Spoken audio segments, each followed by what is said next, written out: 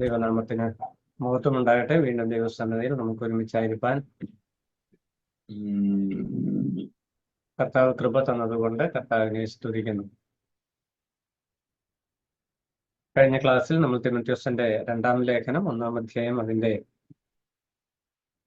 10 വരെയുള്ള വാക്യങ്ങൾ വായിച്ചു. അതില് 8-ാം വാക്യത്തിലാണ് നമ്മൾ കഴിഞ്ഞ ക്ലാസ്സിൽ വിഷയം അവസാനിപ്പിച്ചത്. സഭാ ശുശ്രൂഷയിൽ ക്രിസ്തീയ വിശ്വാസ ജീവിതത്തിൽ വിശ്വാസികൾ സുവിശേഷ സംബന്ധമായി ഉണ്ടാകുന്ന പ്രതിബന്ധങ്ങൾ നിമിത്തമോ ലജ്ജിക്കുവാനായിട്ട് പാടില്ല. ദൈവവചനത്തെക്കുറിച്ചും കർത്താവിനെ കുറിച്ചും ലജ്ജിക്കാതെ മുന്നോട്ട് പോകണം എന്നുള്ള വിഷയമാണ് ദൈവത്തിന്റെ ആത്മാവ് നമ്മളെ ഓർപ്പിച്ചത്.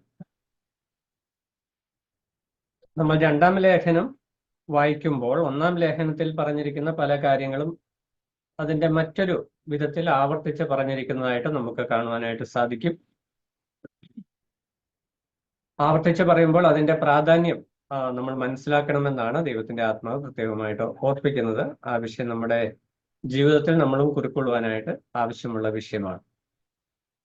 സുവിശേഷത്തെക്കുറിച്ച് ലജ്ജിക്കരുത്, നീ എന്നോട് കൂടെ കഷ്ടം അനുഭവിക്കണം. അതാണ് 8-ാം വാക്യത്തിൽ നമ്മൾ കഴിഞ്ഞ ക്ലാസ്സിൽ ചിന്തിച്ച വിഷയം.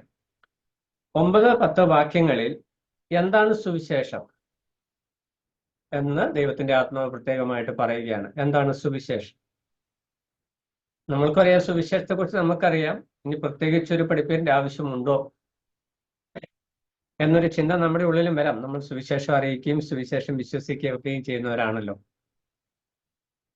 ഇവിടെ സുവിശേഷത്തെക്കുറിച്ച് ലജ്ജിക്കരുത് എന്ന് ദൈവത്തിന്റെ ആത്മാവ് പറയുമ്പോൾ സുവിശേഷത്തിന്റെ മഹത്വം അല്ലെ, സുവിശേഷം എന്താണ് എന്ന് അതിന്റെ പൂർണ്ണമായ ആശയത്തിൽ 100% പൂർണ്ണതയിൽ നമുക്ക് ഉൾക്കൊള്ളാൻ പറ്റുമോ എന്നത് നമുക്ക് അവിടെ നിൽക്കട്ടെ. നമ്മൾ ആവോളം നമുക്ക് ആ വിഷയത്തെക്കുറിച്ച് എത്രത്തോളം പരിജ്ഞാനം ലഭിക്കുന്നു, അതിന്റെ അടിസ്ഥാനത്തിലാണ് നാം വിഷയത്തിൽ കോൺഫിഡന്റ് ആയിട്ട് അല്ലെങ്കിൽ അതിൽ നമ്മൾ ധൈര്യത്തോടെ നിൽക്കുവാനായിട്ട് നമ്മളെ സഹായിക്കുന്നത്. അപ്പൊ സുവിശേഷത്തെക്കുറിച്ച് നീ ലജ്ജിക്കരുത് എന്ന് തിമോഥെയോസിനോട് പറഞ്ഞിട്ട് ആ സുവിശേഷം എന്നുള്ളതൊരു വിശാല ആശയത്തിലാണ് അവിടെ നിൽക്കുന്നത്. കേവലം പാപികളോട് രക്ഷയ്ക്കായുള്ള സന്ദേശം അറിയിക്കുന്നു, യേശു ക്രൂശിൽ മരിച്ചു, വിശ്വസ്തൽ രക്ഷ പ്രാപിക്കുമെന്നുള്ള സുവിശേഷമല്ല ഇവിടെ ഉദ്ദേശിക്കുന്ന സുവിശേഷം. ഇവിടെ പഥ്യവചനം അല്ലെങ്കിൽ തിരുവഴുത്തിലെ നിർമ്മല സത്യങ്ങൾ, ഉപദേശങ്ങളെല്ലാം ഉൾപ്പെടുത്തിയാണ് ഇവിടെ സുവിശേഷം എന്ന് പറയുന്നത് എന്ന് നമുക്ക് മനസ്സിലാക്കുവാനായിട്ട് സാധിക്കും. അപ്പോൾ സുവിശേഷ സംബന്ധമായി നമുക്കുള്ള ബോധ്യം അല്ലെങ്കിൽ നമ്മുടെ വിശ്വാസ സംബന്ധമായി നമുക്കുള്ള ബോധ്യം എത്രത്തോളം ആഴമുള്ളതാണോ അത്രത്തോളം ഉറപ്പുള്ളതായിരിക്കും നമ്മുടെ വിശ്വാസത്തിലെ നിലപാടുകളും എന്ന് നമുക്ക് മനസ്സിലാക്കുവാനായിട്ട് കഴിയും. 9-ാം വാക്യത്തില് ഏകദേശം 9-10 വാക്യങ്ങളിൽ സുവിശേഷത്തിന്റെ 7 പ്രത്യേകതകൾ അപ്പോസ്തലൻ പൗലോസ് മുഖാന്തരം ദൈവത്തിന്റെ ആത്മാവ് തിമോഥെയോസിനെ ഓർപ്പിക്കുന്നുണ്ട്. റോമാലേഖനം മുതൽ അല്ലെങ്കിൽ നമ്മൾ സുവിശേഷങ്ങൾ വായിക്കുമ്പോൾ മുതൽ ലേഖനങ്ങളിലെല്ലാം കൂടെ വ്യാപിച്ചു കിടക്കുന്ന സുവിശേഷ സന്ദേശത്തെ തിമോഥെയോസിന് പൗലോസ് രത്ന ചുരുക്കമായിട്ട് പറഞ്ഞു കൊടുക്കുന്ന ഒരു വിഷയമാണ് 9-10 വാക്യങ്ങൾ നമ്മൾ കാണുന്നത്. അപ്പൊ നമ്മൾ വീണ്ടും സുവിശേഷത്തെക്കുറിച്ച് അറിയേണ്ട ആവശ്യമുണ്ടോ? അതാണ് നമ്മുടെ ഉള്ളിൽ ഉണ്ടാകുന്ന ഒരു ചോദ്യം. തിമോഥെയോസിന് അത് അറിയേണ്ട ആവശ്യമുണ്ട്. കാരണം തിമോഥെയോസ് ഒരു സുവിശേഷകനാണ്, സഭയിൽ മൂപ്പന്മാരെ നിയമിക്കുവാനായിട്ട് നിയോഗിക്കപ്പെട്ടയാളാണ്. അങ്ങനെ ഒരു വ്യക്തി സുവിശേഷത്തെക്കുറിച്ച് വീണ്ടും അറിയേണ്ട ആവശ്യമുണ്ടോ? തിമോഥെയോസിന് അത് അറിയില്ലേ? അറിയാം. എന്നാൽ ഇവിടെ പറഞ്ഞു വരുന്ന വിഷയം പൗലോസ് അപ്പോസ്തലൻ ദൈവാത്മാവിൽ തന്റെ ജീവിതത്തിന്റെ നിര്യാണത്തോടടുത്ത നിമിഷങ്ങളിൽ തിമോഥെയോസിനെ പ്രബോധിപ്പിക്കുവാനായിട്ട് ശ്രമിക്കുന്ന വിഷയത്തില് ഇവിടെ ശ്രദ്ധിക്കുന്ന വിഷയം സുവിശേഷത്തെക്കുറിച്ച് വ്യക്തമായിരിക്കുന്ന ഒരു ഉൾക്കാഴ്ച, അതിന്റെ ഒരു റിന്യൂവൽ, ഒരു പുതുക്കമുള്ള ഒരു ബോധ്യം ഈ തിമോഥെയോസിന് അനിവാര്യമാണ്. കാരണം തിമോഥെയോസിന് ഒറ്റയ്ക്കാണ് സഭയിൽ മുന്നോട്ട് കാര്യങ്ങൾ ചെയ്യുവാനായിട്ട് പോകുന്നത്. പൗലോസിന് തിമോഥെയോസ് ശിഷ്യനായിരുന്നത് പോലെ തന്നെ തിമോഥെയോസിന് ശിഷ്യപ്പെടുത്തൽ തന്റെ ജീവിതത്തിൽ ആരംഭിക്കേണ്ടതുമുണ്ട്. അപ്പോൾ അതുകൊണ്ട് വളരെ ശ്രദ്ധയോടെയാണ് ദൈവത്തിന്റെ ആത്മാവ് പൗലോസിലൂടെ തിമോഥെയോസിന് ഈ വിഷയങ്ങൾ പ്രബോധിപ്പിച്ച് കൊടുക്കുന്നത്. 7 കാര്യങ്ങളാണ് നമുക്ക് ഈ 2 വാക്യങ്ങളിൽ കാണുവാനായിട്ട് സാധിക്കുന്നത്. സുവിശേഷം എന്താണ്? നമ്മൾ 9-ാം വാക്യത്തിൽ അത് ഇങ്ങനെ ഒരു ഫുൾ സ്റ്റോപ്പ് ഇല്ലാതെ 9-10 വാക്യങ്ങൾ ഒരുമിച്ച് ഒത്തിരി വിഷയങ്ങൾ കൈകാര്യം ചെയ്തു പോവുക, അതിനെ നമ്മൾ സ്പ്ലിറ്റ് ചെയ്ത് അതിൽ പറഞ്ഞിരിക്കുന്ന ഓരോ വിഷയവും ഒത്തിരി വിശദമായിട്ട് നമുക്ക് പഠിക്കുവാനായിട്ടുണ്ട്. എന്നാൽ അതിന്റെ ആവശ്യം നമുക്ക് ആ വിഷയങ്ങൾ അറിയാവുന്നതുകൊണ്ട് ആ 7 കാര്യങ്ങൾ മാത്രം പറഞ്ഞ് മുന്നോട്ട് പോകാം, അല്ലെങ്കിൽ നമ്മുടെ ക്ലാസ് ഇവിടെ തീരില്ല. അതുകൊണ്ട് പോയിന്റ് മാത്രം ഒന്ന് പറഞ്ഞ് മുന്നോട്ട് പോകാമെന്നാണ് ഞാൻ ആഗ്രഹിക്കുന്നത്. നമ്മൾ ഈ വാക്യങ്ങളൊക്കെ വായിക്കുമ്പോൾ റൈറ്റ്ലി ഡിവൈഡിങ്, ദൈവവചനത്തെ ശരിയായി വിഭജിച്ച് പഠിക്കുക, അതാണ് വചനം പഠിക്കുവാനായിട്ടുള്ള ശരിയായ മാർഗം. അപ്പോൾ ഈ വാക്യങ്ങളെ നമ്മളൊന്ന് വിഭജിച്ച് പഠിക്കുമ്പോൾ സുവിശേഷ സംബന്ധമായിട്ട് നമ്മൾക്കുണ്ടായിരിക്കേണ്ട ഉൾവിളി അല്ല ഉള്ളിലുള്ള ബോധ്യം, ആ ബോധ്യത്തെക്കുറിച്ച് നമ്മൾ ഒന്ന് വിശകലനം ചെയ്യുവാനും ഒന്ന് ഈ വാക്യങ്ങളുമായിട്ടൊന്ന് തുലനം ചെയ്ത് നമ്മൾ എത്രത്തോളം ഇതിൽ ബോധ്യമുള്ളവരാണ് എന്ന് മനസ്സിലാക്കുവാനും ദൈവത്തിന്റെ ആത്മാവ് നമ്മളെ കുറിച്ച് ആഗ്രഹിക്കുന്നു. ആദ്യമായിട്ട് നമ്മൾ കാണുന്നത് സുവിശേഷത്തിന്റെ പ്രത്യേകത. പൗലോസ് അപ്പോസ്തലനാണ് രക്ഷയെക്കുറിച്ച് ഏറ്റവും വിശാലമായി അതിന്റെ ഉപദേശ തലം ഏറ്റവും ഭംഗിയായിട്ട് അവതരിപ്പിച്ചിരിക്കുന്നത് അപ്പോസ്തലൻ പൗലോസ് തന്നെയാണ്.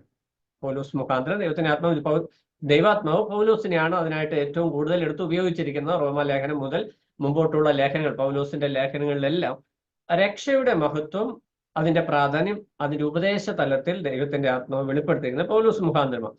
അപ്പോൾ അതിന്റെ വിശദീകരണത്തിലേക്ക് പോകാതെ ആ ലേഖനങ്ങളിലൊക്കെ പറഞ്ഞിരിക്കുന്ന വിഷയങ്ങളുടെ ഒരു രത്ന ചുരുക്കമാണ് ഈ 2 വാക്യങ്ങളിൽ നമ്മൾ കാണുന്നത്. ഒന്നാമത് നമ്മൾ വായിക്കുന്ന 9-ാം വാക്യം, രണ്ടാം ലേഖനം 1-ാം അധ്യായം 9-ാം വാക്യം. അവിടെ നമ്മൾ വായിക്കുന്ന അവൻ നമ്മെ രക്ഷിക്കുകയും രക്ഷിക്കുകയും എന്നാണ് നമ്മുടെ മലയാളം ബൈബിള്, രക്ഷിക്കുകയും. അപ്പോൾ സുവിശേഷത്തിന്റെ ഒന്നാമത്തെ പ്രത്യേകത അത് രക്ഷിക്കുന്ന സുവിശേഷമാണ്. മനുഷ്യർക്ക് രക്ഷയ്ക്കായിട്ട് മുഖാന്തരമാകുന്ന ഒന്നാണ് സുവിശേഷം. അപ്പൊ സുവിശേഷത്തിന്റെ ഒന്നാമത്തെ പ്രാധാന്യം അത് രക്ഷയ്ക്ക് അനിവാര്യമാണ് എന്നുള്ളതാണ്. നമ്മൾ റോമാലേഖനം 1-ാം അധ്യായം 16-ാം വാക്യത്തിൽ വരുമ്പോൾ അത് സുവിശേഷം രക്ഷയ്ക്കായി ദൈവശക്തിയാകുന്നു എന്ന് നമ്മൾ വായിക്കുന്നുണ്ട്. റോമാലേഖനം 1-ാം അധ്യായം 16-ാം വാക്യം. ഈ വാക്യങ്ങളൊക്കെ നമുക്ക് അറിയാവുന്നതുകൊണ്ട് ഞാൻ വാക്യങ്ങൾ വായിക്കുന്നില്ല, വിഷയം മാത്രം പറഞ്ഞ് മുന്നോട്ട് പോകാം. സമയം സേവ് ചെയ്യാനും നമുക്ക് വിഷയങ്ങൾ അറിയാവുന്നത് കൊണ്ടുമാണ് ഞാൻ ആ വിഷയങ്ങൾ അങ്ങനെ കൈകാര്യം ചെയ്യുന്നത്. അപ്പോൾ സുവിശേഷം രക്ഷയ്ക്കായിട്ട് ദൈവശക്തിയായി പ്രവർത്തിക്കുന്ന ഒന്നാണ് സുവിശേഷം. അപ്പോൾ സുവിശേഷ സംബന്ധമായിട്ട് ലജ്ജിക്കരുത് എന്ന് ദൈവത്തിന്റെ ആത്മാവ് തിമോഥെയോസിനെ പൗലോസ് മുഖാന്തരം ഓർമ്മപ്പെടുത്തുമ്പോൾ അടിസ്ഥാനപരമായിരിക്കുന്ന വിഷയം അത് രക്ഷിക്കുന്നതിന് അല്ലെങ്കിൽ മനുഷ്യന്റെ രക്ഷയ്ക്ക് അനിവാര്യമായിരിക്കുന്ന ഒരു വിഷയമാണ് സുവിശേഷം എന്നുള്ളത് കൊണ്ട് ലഭ്യമായ സാധ്യമായ എല്ലാ മുഖാന്തരങ്ങളിൽ കൂടെയും സുവിശേഷം അറിയിക്കുവാൻ തിമോഥെയോസ് ഉൾപ്പെടുന്ന വിശ്വാസികൾ നാം ഓരോരുത്തരും അതിന്റെ ഗൗരവം മനസ്സിലാക്കണം. കാരണം മനുഷ്യർക്ക് രക്ഷ പ്രാപിക്കുവാനായിട്ട് സുവിശേഷമല്ലാതെ വേറൊരു മാർഗം ഭൂമിയിലില്ല. നമുക്ക് ഈ വിഷയം അറിയാവുന്ന വിഷയം. എന്നാൽ അതിന്റെ ആ ഗൗരവം, മറ്റൊരു ഓപ്ഷനും ഇല്ല എന്നുള്ള ആ ബോധ്യം എത്രത്തോളം നാം ഉൾക്കൊണ്ടിട്ടുണ്ട് എന്ന് ദൈവത്തിന്റെ പരിശുദ്ധാത്മാവ് പൗലോസ് മുഖാന്തരം തിമോഥെയോസിനെ ഒന്നുകൂടി ഒന്ന് ടെസ്റ്റ് ചെയ്യുക. തിമോഥെയോസിനെ, നീ രക്ഷയ്ക്കായിട്ട് ഉപയുക്തമാക്കപ്പെടുന്ന അനിവാര്യമായിരിക്കുന്ന സുവിശേഷത്തെക്കുറിച്ച് നിനക്ക് എത്രത്തോളം ബോധ്യമുണ്ട്? ആ ബോധ്യം നീ ശരിയായ നിലയിൽ ഉൾക്കൊണ്ടിട്ടുണ്ടെങ്കിൽ നിനക്ക് സുവിശേഷ സംബന്ധമായി ലജ്ജിക്കുവാൻ, സുവിശേഷ സംബന്ധമായി ഉണ്ടാകുന്ന കഷ്ടതകളിൽ ലജ്ജിക്കുവാനായിട്ട് ഇടവരില്ല. അപ്പോൾ പലപ്പോഴും നമ്മൾ രക്ഷിക്കപ്പെട്ടു, കർത്താവിനെ ഏറ്റു പറഞ്ഞു, സ്വീകരിച്ചു, രക്ഷിക്കപ്പെട്ടു എന്നൊരു നമ്മൾ സാധാരണ വിശ്വാസ കുടുംബത്തിലൊക്കെ ജനിച്ചു വളരുമ്പോൾ ഇത് നമുക്കൊരു യൂസ്ഡ് ആണ്. അത് നമ്മൾ ചെറുപ്പം മുതലേ കേട്ടുവരുന്ന ഒരു വിഷയമായതുകൊണ്ട് നമുക്ക് ഇതിന് വലിയ പ്രാധാന്യം ഉണ്ടാകുന്നില്ല.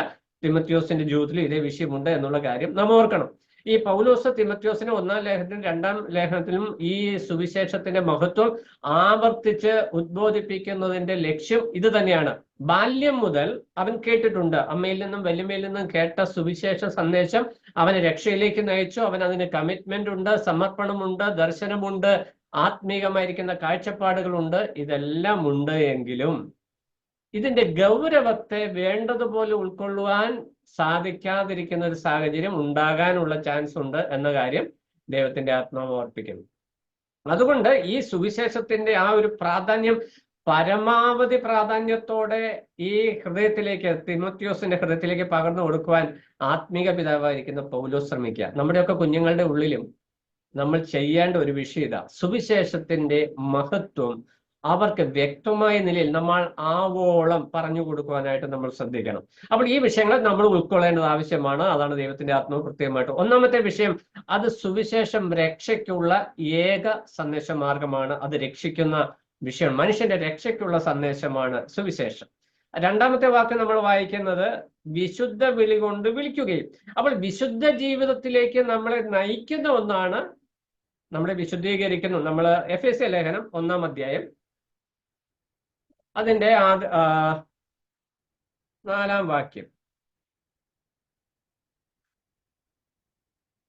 നമ്മൾ എഫെസ്യർ 1:4 നാം അവന്റെ സന്നിധിയിൽ വിശുദ്ധരും നിഷ്കളങ്കരും ആകേണ്ടതിന് അവൻ ലോകസ്ഥാപനത്തിന് മുമ്പേ നമ്മെ തിരഞ്ഞെടുത്തു. അപ്പോൾ ദൈവസന്നിധിയിൽ നമ്മളെ വിശുദ്ധരായി നിർത്തുന്നതിന് സുവിശേഷം അനിവാര്യമാണ്. അല്ലെ, സുവിശേഷത്താലാണ് നാം വിശുദ്ധീകരിക്കപ്പെടുന്നത് എന്നുള്ള വിഷയം നാം മനസ്സിലാക്കണം. കർത്താവിന്റെ രക്തത്താലാണ് വിശുദ്ധീകരിക്കപ്പെടുന്നത്. എന്നാൽ സുവിശേഷം എന്നുള്ള വിഷയം ഞാൻ ആദ്യം ഓർപ്പിച്ചതുപോലെ കർത്താവിന്റെ രക്ഷാ പദ്ധതിയുമായി ബന്ധപ്പെട്ട സകല വിഷയങ്ങളും, അതായത് കർത്താവിന്റെ മധ്യാകാശ വരവ് വരെയുള്ള സകല വിഷയങ്ങളും ഉൾക്കൊള്ളുന്ന ഒരു വിഷയമാണ് ഈ സുവിശേഷം എന്നുള്ള ആശയം വിശാലാർത്ഥത്തിൽ നമ്മൾ മനസ്സിലാക്കുവാനായിട്ട്. അപ്പോൾ കർത്താവിന്റെ രക്തത്താലാണ് നാം വിശുദ്ധീകരിക്കപ്പെടുന്നത് എന്നുള്ളത് അതിന്റെ സ്പെസിഫിക് ആയിട്ടുള്ള കൃത്യമായ നിർദ്ദിഷ്ടമായിരിക്കുന്ന ഉപദേശമാണ്. എന്നാൽ വിശാല ആശയത്തിൽ പറയുമ്പോൾ സുവിശേഷത്താലാണ് പാപിയായിരിക്കുന്ന ഒരു മനുഷ്യൻ വിശുദ്ധീകരിക്കപ്പെടുന്നത്. അത് വിശുദ്ധ വിളിയാണ്, വിശുദ്ധിയിലേക്കുള്ള വിളിയാണ്, വിശുദ്ധ ജീവിതം നയിക്കുവാനുള്ള വിളിയാണ്. അപ്പോൾ രക്ഷിക്കപ്പെട്ട ദൈവമക്കളായിരിക്കുന്ന നാം നമ്മുടെ രക്ഷയുടെ പ്രാധാന്യം മനസ്സിലാക്കുമ്പോൾ നമ്മൾ രക്ഷിക്കപ്പെടുവാനായിട്ട് മാത്രമല്ല വിശുദ്ധിയിൽ ജീവിക്കുവാനായിട്ടുള്ള ഉത്തരവാദിത്വം കൂടെ സുവിശേഷം നമുക്ക് തരുന്നു. ഞാൻ വിശ്വാസിയാണ് എന്ന് പറയുമ്പോൾ സ്വർഗത്തിൽ പോകും എന്നുള്ള ഒരൊറ്റ ആശയത്തിൽ നിൽക്കുന്ന ഒന്നല്ല ഈ ക്രിസ്തീയ ജീവിതം. പ്രത്യേകിച്ച് തിമോഥെയോസ് എന്ന് പറയുന്ന സഭാ ശുശ്രൂഷകൻ ഈ വിഷയം ശ്രദ്ധിക്കണം. സുവിശേഷം അത് അവന്റെ ജീവിതത്തെ വിശുദ്ധിയിൽ നയിക്കുവാനുള്ള കർത്തവ്യം കൊടുക്കുന്ന ഒന്നാണ്. അത് നമുക്കുള്ള കർത്തവ്യമുണ്ട്. ദൈവം നമ്മളെ വിശുദ്ധീകരിച്ചിരിക്കുന്ന സ്ഥാനീയമായിരിക്കുന്ന ആ വിശുദ്ധിയും ഉണ്ട്. ഇത് രണ്ടും കൂടെ റിലേറ്റഡ് ആയിട്ട് നിൽക്കുന്നു. അപ്പൊ നമ്മുടെയൊക്കെ വിശ്വാസ ജീവിതത്തിൽ സുവിശേഷത്തെക്കുറിച്ച്, സുവിശേഷത്തിന്റെ പ്രവർത്തന പദ്ധതിയെക്കുറിച്ച്, അതെങ്ങനെ നമ്മുടെ ജീവിതത്തിൽ പ്രവൃത്തി പദത്തിൽ വരുന്നു എന്നത് സംബന്ധിച്ച് വ്യക്തമായിരിക്കുന്ന ഒരു ബോധ്യം നമുക്കുണ്ടാകണം. അത് രക്ഷിക്കുക മാത്രമല്ല, അത് രക്ഷയ്ക്ക് ആവശ്യമാണ്, രക്ഷിക്കുന്നതാണ്. അതായിരിക്കുമ്പോൾ തന്നെ അടുത്ത സ്റ്റെപ്പ് ഏറ്റവും പ്രധാനപ്പെട്ട ഒരു വിഷയം. ഇവിടെ പൗലോസ് അപ്പോസ്തലൻ ഈ ഓരോ വാക്കും മുമ്പോട്ട് എഴുതി വരുമ്പോൾ എത്ര ക്രമീകൃതമായിട്ടാണ് ആ വിഷയം പറഞ്ഞു വരുന്നത് എന്ന് നമുക്ക് മനസ്സിലാക്കുവാനായിട്ട് കഴിയും. ആ പ്രോഗ്രസീവായിട്ട്, പടിപടിയായിട്ട് ഒരു വിശ്വാസി തന്റെ ആത്മീയ ജീവിതത്തിൽ സുവിശേഷത്തെക്കുറിച്ച് മനസ്സിലാക്കുവാനായിട്ടുള്ള വിഷയങ്ങൾ കൃത്യമായിട്ട് ക്രമമായിട്ടാണ് എഴുതി വരുന്നത്. അപ്പോൾ ഒന്നാമതായിട്ട് അത് രക്ഷയ്ക്കായിട്ട് ദൈവശക്തി എന്ന് പറഞ്ഞാൽ പാപത്തിൽ അകപ്പെട്ടു പോയ ഒരു മനുഷ്യനെ രക്ഷിക്കുവാനായിട്ട് പ്രവർത്തിക്കുന്ന ശക്തിയായിട്ടാണ് സുവിശേഷം. അതായത് സുവിശേഷം നമ്മുടെ ഹൃദയത്തിൽ ക്രിയ ചെയ്തപ്പോഴാണ് നമുക്ക് പാപബോധം ഉണ്ടായത്, അത് മാനസാന്തരത്തിലേക്ക് വന്നത്, കർത്താവിനെ അംഗീകരിക്കുന്ന അനുഭവത്തിലേക്ക് വരുന്നത്. ഈ നിലയിൽ നമ്മളെ രക്ഷയിലേക്ക് നയിക്കുവാൻ ദൈവശക്തിയുടെ പ്രവർത്തനമായിട്ട് സുവിശേഷം നിൽക്കുന്നു. അങ്ങനെ രക്ഷിക്കപ്പെട്ട ഒരു വ്യക്തിയെ കർത്താവ് വിശുദ്ധ വിളി കൊണ്ടാണ് വിളിച്ചിരിക്കുന്നത്. എന്ന് പറഞ്ഞാൽ വിശുദ്ധീകരിക്കുകയും വിശുദ്ധിയിൽ ജീവിക്കുവാനായിട്ട് വിളിക്കുകയും ചെയ്തു. ഈ രണ്ട് വിഷയങ്ങൾ. എന്തുകൊണ്ടാണ് വിശുദ്ധിയിൽ ജീവിക്കുക എന്നുള്ള വിഷയം വരുന്നത്?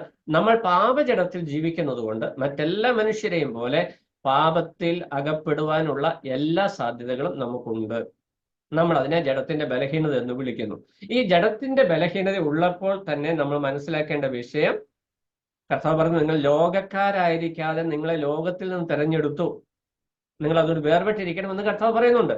അപ്പോൾ നമ്മൾ ലോകത്തിലും ഈ ജഡത്തിലും ജീവിക്കുന്നുവെങ്കിലും വിശുദ്ധരായി ജീവിക്കുവാനായിട്ട് ദൈവം നമ്മളെ വിളിച്ചിരിക്കുന്നു. അതിന്റെ അടിസ്ഥാനവും സുവിശേഷമാണ്. സുവിശേഷത്താൽ ദൈവം നമ്മളെ വിശുദ്ധീകരിക്കുകയും സുവിശേഷം നിമിത്തം നാം വിശുദ്ധിയിൽ ജീവിക്കുവാനായിട്ട് കടപ്പെട്ടിരിക്കുകയും ചെയ്യും. നമ്മൾ ദൈവവചനം കയ്യിലെടുത്തുകൊണ്ട് ലോകത്തിലുള്ള സാധാരണ മനുഷ്യരെ പോലെ ജീവിക്കുവാനായിട്ട് ശ്രമിച്ചാൽ അത് കർത്താവിന് അപമാനമാണ്. കർത്താവ് നമ്മൾ നിമിത്തം ലജ്ജിക്കേണ്ട അവസ്ഥ അവിടെ ഉണ്ടാകും. ഇവിടെ പൗലോസ് പറഞ്ഞ സുവിശേഷ നിമിത്തം നീ ലജ്ജിക്കരുതെന്നാണ്. എന്നാൽ ഒരു വിശ്വാസി ക്രമക്കേടിൽ ജീവിച്ചാൽ കർത്താവ് ഈ വിശ്വാസിയെക്കുറിച്ച് ലജ്ജിക്കേണ്ട അവസ്ഥ ഉണ്ടാകും എന്നുള്ള കാര്യം നമ്മൾ മറന്നു പോകരുത്. പ്രത്യേകിച്ച് ശുശ്രൂഷകന്മാര്, സഭാ ശുശ്രൂഷകന്മാർ വളരെ ഗൗരവത്തോടെ കാണേണ്ട ഒരു വിഷയം. നമുക്കറിയാം, ഈ നാളുകളിൽ നമ്മൾ മാധ്യമങ്ങളിലൊക്കെ കാണുന്നത് സഭാ ശുശ്രൂഷകന്മാര് വിശ്വാസികളെക്കാട്ടിലും പോലും അധപ്പതിച്ച അവസ്ഥയിലേക്ക് മാറ്റപ്പെടുന്ന വിഷയങ്ങളാണ് കാണുന്നത്. ആരോപണങ്ങളും പ്രത്യാരോപണങ്ങളൊക്കെ ഇങ്ങനെ കാണുന്നു. പലതും ശരിയും പലതും തെറ്റുമാണ്. വിധിക്കുന്നവൻ ദൈവം വിധിക്കട്ടെ. പക്ഷെ അയോഗ്യമായി അശുദ്ധിയുടെ സാക്ഷ്യമായി സഭാ ശുശ്രൂഷകന്മാർ മാറുന്നുണ്ടെങ്കിൽ അത് കർത്താവിന് ലജ്ജയുണ്ടാക്കുന്ന വിഷയമാണ്. തന്നെയുമല്ല, അത് സുവിശേഷത്തിന് അപമാനമായി തീരും. എന്തുകൊണ്ട് ഇങ്ങനെ സംഭവിക്കുന്നത്? ഈ സുവിശേഷത്താൽ ഞാൻ രക്ഷിക്കപ്പെട്ടു, എന്റെ രക്ഷഭദ്രമാണ്, ഞാൻ സ്വർഗത്തിൽ പോകും എന്നുള്ള ഒരു ബോധ്യത്തിൽ നിന്നുകൊണ്ട് എനിക്ക് എങ്ങനെയും ജീവിക്കാം എന്നൊരു നിലപാടിലേക്ക് വിശ്വാസികൾ വന്നതുകൊണ്ടാണ്. എന്നാൽ ഈ സുവിശേഷം നമുക്ക് നൽകുന്ന ഉത്തരവാദിത്വത്തെക്കുറിച്ച് നമുക്ക് ബോധ്യമുണ്ടാകണം.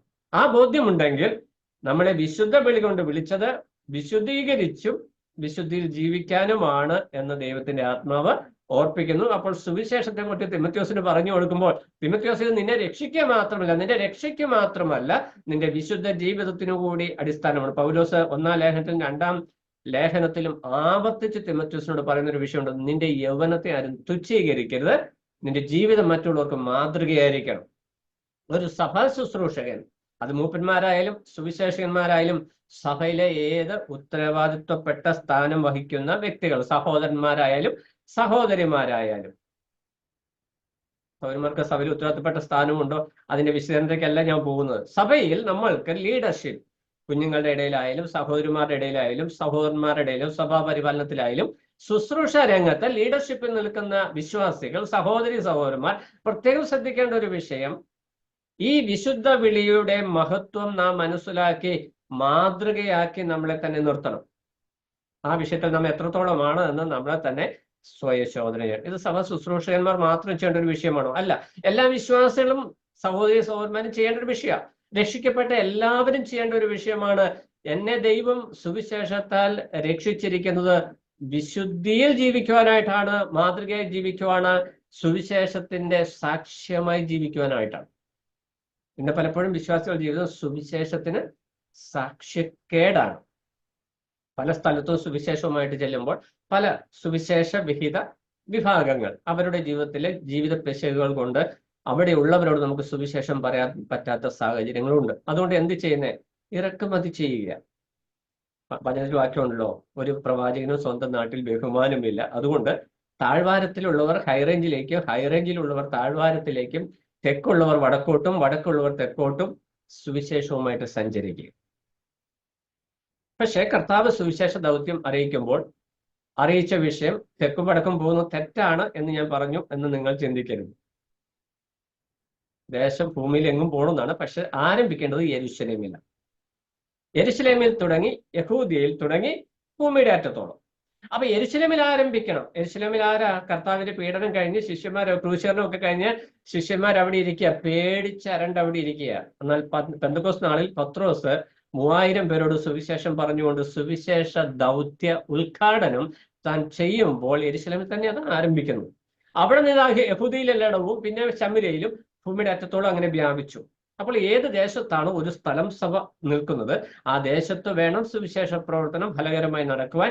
അങ്ങനെ സുവിശേഷം ഫലകരമായി നടക്കണമെങ്കിൽ അവിടെയുള്ള വിശ്വാസികളും ശുശ്രൂഷകരും സാക്ഷ്യ ജീവിതം നയിക്കുന്നവർ, അതായത് സുവിശേഷത്തിന് അനുസൃതമായി ആവോളം ജീവിക്കുന്നവരായിരിക്കണം. അതിന്റെ കുറവുകൾ ഇന്ന് ഈ തലമുറയിൽ നാം ഇന്ന് ശരിക്കും ഈ സഭാ കാലയളവിൽ ഓരോ കാലയളവിൽ ഇതിന്റെ കാലഘട്ടങ്ങൾ വരുന്നുണ്ട്.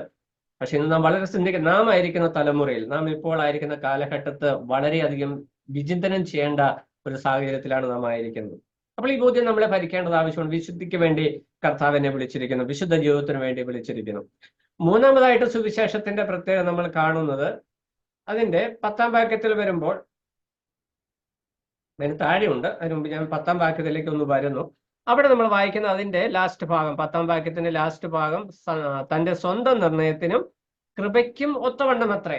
അപ്പൊ മൂന്നാമതായിട്ട് ദൈവ കൃപയുടെ മഹത്വം വെളിപ്പെടുത്തുന്ന ഒന്നാണ് സുവിശേഷം. അപ്പോൾ ഒന്നാമതായി രക്ഷിക്കുന്നു, രണ്ടാമതായിട്ട് ഈ രക്ഷപ്പെട്ട വിശ്വാസിയെ വിശുദ്ധിയിൽ ജീവിക്കുവാനായിട്ട് സഹായിക്കുന്നു, മൂന്നാമതായിട്ട് കൃപയാലാണ് അല്ലോ നാം വിശ്വാസം മൂലം രക്ഷിക്കപ്പെട്ടിരിക്കുന്നത്. അതിന് നമുക്ക് സംശയമൊന്നുമില്ല. എന്നാൽ ഈ കൃപയുടെ മഹത്വം വെളിപ്പെടേണ്ടത് നമ്മുടെ ജീവിതത്തിൽ കൂടിയാണ്. ഇവിടെ പറയുകയാണ്, സ്വന്തം നിർണയത്തിനും കൃപയ്ക്കും ഒത്തവണ്ണമത്രേ. അത് ദൈവം തന്റെ കൃപ വെളിപ്പെടുത്തിയിരിക്കുന്നത്, കൃപയുടെ മഹത്വം വെളിപ്പെടുത്തിയിരിക്കുന്നത് സുവിശേഷത്താലാണ്. സുവിശേഷത്താൽ വെളിപ്പെടുത്തപ്പെട്ട മഹത്വം ഇന്ന് ഭൂമിയിൽ പ്രകടമാകുന്നത്, വെളിപ്പെട്ടു വരുന്നത് വിശ്വാസികളുടെ ജീവിതത്തിൽ കൂടിയാണ്. കൃപ നമ്മൾ അനുഭവിച്ചു, പക്ഷെ നമ്മളിലുള്ള കൃപയെ മറ്റുള്ളവർക്ക് കാണുവാൻ, അനുഭവിക്കുവാൻ, അത് ആസ്വദിക്കുവാൻ കഴിയുന്നുണ്ടോ എന്നുള്ളത് പ്രത്യേകം ശ്രദ്ധിക്കേണ്ടത് ആവശ്യമാണ്. എഫേസ്യ ലേഖനം നമ്മൾ അദ്ദേഹം വായിച്ചാണ്. എഫേസ്യർ 1:4 നമ്മൾ വായിക്കുമ്പോൾ അവിടെ കർത്താവ് നമ്മളെ തിരഞ്ഞെടുത്തതിന്റെ ഒരു പ്രത്യേകത അവിടെ കാണുന്നുണ്ട്. കൃപാമഹത്വം 6-ാം വാക്യത്തിന്റെ 2-ാം ഭാഗം, എഫേസ്യർ 1:6 2-ാം ഭാഗം, തന്റെ കൃപാമഹത്വത്തിന്റെ പുകഴ്ചയ്ക്കായി സ്നേഹത്തിൽ നമ്മെ മുന്നമേച്ചു. തന്റെ കൃപാമഹത്വത്തിന്റെ പുകഴ്ച എന്ന് പറഞ്ഞാൽ ഗ്ലോറി, അല്ലെങ്കിൽ അപ്രീസിയേഷൻ, അല്ലെങ്കിൽ ബഹുമാനം, ആദരവ്. കൃപയുടെ ആദരവ്, അതായത് ദൈവം നമ്മുടെ മേൽ പകർന്നിരിക്കുന്ന കൃപയുടെ ആദരവ് കർത്താവിന് കിട്ടണമെങ്കിൽ ആ കൃപ നമ്മളിൽ പ്രവൃത്തിപഥത്തിൽ വരണം. അപ്പോൾ തിമോഥെയോസിനോട് പൗലോസ് വ്യക്തമായിട്ട് പറഞ്ഞു കൊടുക്കുന്ന ഒരു ആശയം എന്ന് പറഞ്ഞാൽ, ഈ ദൈവകൃപയെ സ്വന്തം നിർണയത്തിനും ദൈവകൃപയ്ക്കും അനുസരിച്ച് നിനക്ക് മുമ്പിൽ വെളിപ്പെടുത്തപ്പെട്ടിരിക്കുന്ന സുവിശേഷത്താൽ നിന്നിൽ വ്യാപരിക്കുന്ന ദൈവകൃപ വിശ്വാസികൾക്കും അവിശ്വാസികൾക്കും ഒരുപോലെ വെളിപ്പെടുവാനായിട്ട് ഇടയാകണം. ഈ കൃപ എപ്പോഴാണ് വെളിപ്പെടുന്നത്? നമ്മൾ വായിക്കുന്നുണ്ട്, നിങ്ങളുടെ വാക്ക് കൃപയോട് കൂടിയതും ഉപ്പിനാൽ രുചി പറ്റിയതും ആകട്ടെ. നമ്മുടെയൊക്കെ സഭാ കൂടിവരവുകളിൽ, സഭാ യോഗങ്ങളിൽ, ആലോചനാ യോഗങ്ങളിലൊക്കെ വാക്കുകൾ വരുമ്പോൾ കൃപയുണ്ടോ? കൃപ കാണാറുണ്ടോ?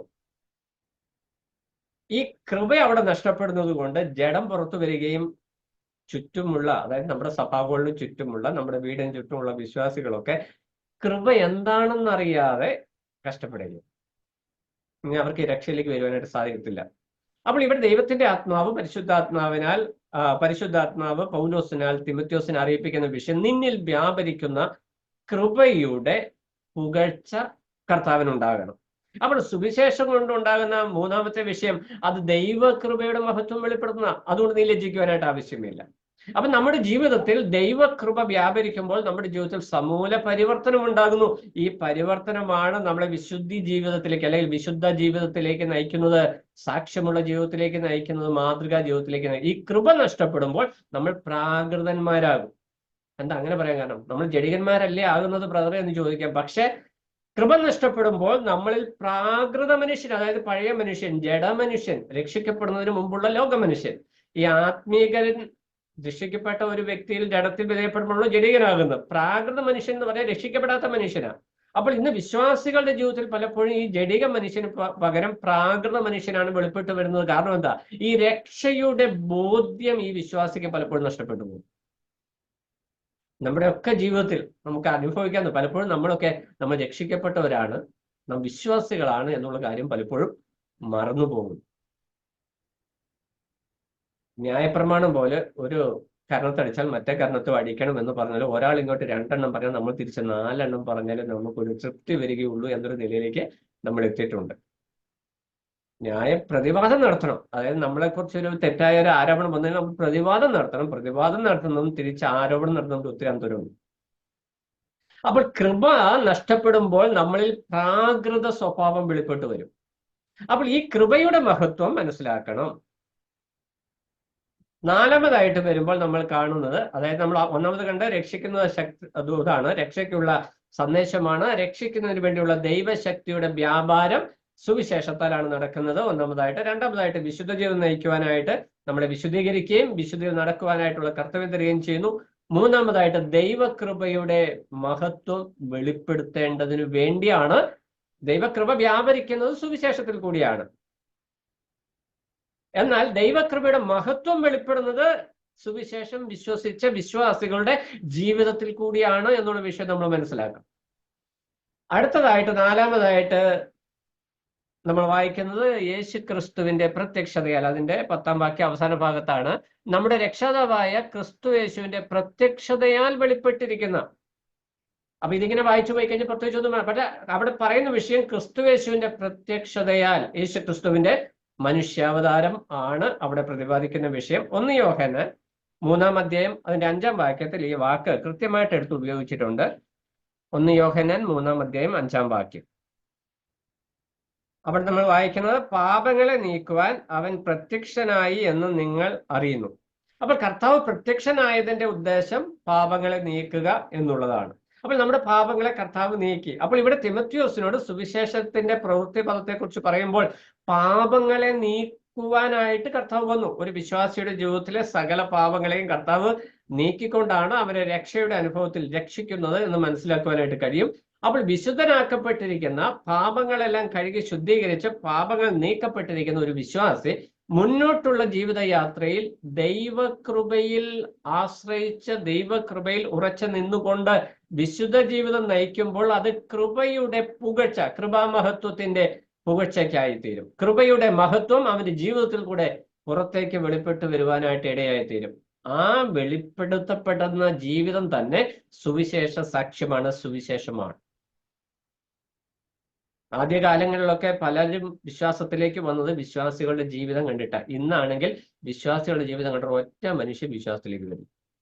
അത്രയും അന്തരം വന്നു കാലഘട്ടങ്ങൾ. ഏകദേശം 100-150 വർഷങ്ങൾ കൊണ്ട് കേരളത്തിൽ സംഭവിച്ച ഒരു പരിവർത്തനമാണ്. നമ്മൾ പറയും നമ്മുടെ പിതാക്കന്മാരൊക്കെ പലരും വിശ്വാസത്തിൽ വന്നത് ആദിമ സഭയിലെ വിശ്വാസികളുടെ ഐക്യതയും കൂട്ടായ്മയും സ്നേഹവും വചനത്തോടുള്ള അവരുടെ സമർപ്പണവും ഭക്തിയും ഒക്കെ കണ്ടിട്ടാണ് എന്ന് പറയുന്നു. നാം ഇന്ന് ഇതെല്ലാം അത് പിതാക്കന്മാരുടേതാണ്, ഞങ്ങൾക്ക് ഇതൊന്നും ആവശ്യമില്ല എന്ന് പറഞ്ഞ് വഴിതെറ്റി പോകുന്ന ഒരവസ്ഥയിലേക്ക് നമ്മൾ എത്തിപ്പെട്ടിട്ടുണ്ട്. നമുക്കതിന് ഗൗരവം മനസ്സിലാകുന്നില്ല. പക്ഷെ എങ്ങനെയാ നമ്മുടെ പിതാക്കന്മാരെ കുറിച്ച് നമ്മൾ പറയുമ്പോൾ നമ്മുടെ തലമുറ നമ്മളെ കുറിച്ച് എന്ത് പറയും? അതാണ് നമ്മൾ ചിന്തിക്കേണ്ട വിഷയം. അപ്പോൾ ഇന്ന് നാം നമ്മളെ തന്നെ ഒരു അടിസ്ഥാനം ഇട്ട് ഒന്ന് റിന്യൂവൽ ചെയ്ത് ഒന്ന് പുതുക്കി നമ്മുടെ കാഴ്ചപ്പാടുകളെയും ഉൾക്കാഴ്ചകൾ ഒന്ന് പുതുക്കി മുന്നോട്ട് പോയില്ലെങ്കിൽ വരും തലമുറകൾ നാം എന്നുള്ള ഒരു വിഷയത്തെ ഓർക്കത്തേയില്ല. നമ്മളെ ഓർക്കാൻ വേണ്ടി അല്ല ഇതിന്റെ പ്രധാന വിഷയം. അവർ സുവിശേഷം എന്നുള്ള വിഷയത്തെ, കർത്താവിനെ തന്നെ അവർ ഓർക്കാത്ത ഒരവസ്ഥയിലേക്ക് വരും. ഇവിടെ യേശുക്രിസ്തുവിന്റെ പ്രത്യക്ഷതയാൽ വെളിപ്പെട്ട, അതായത് യേശുക്രിസ്തുവിന്റെ മനുഷ്യാവതാരത്താൽ വെളിപ്പെട്ട ഒന്നാണ് സുവിശേഷം.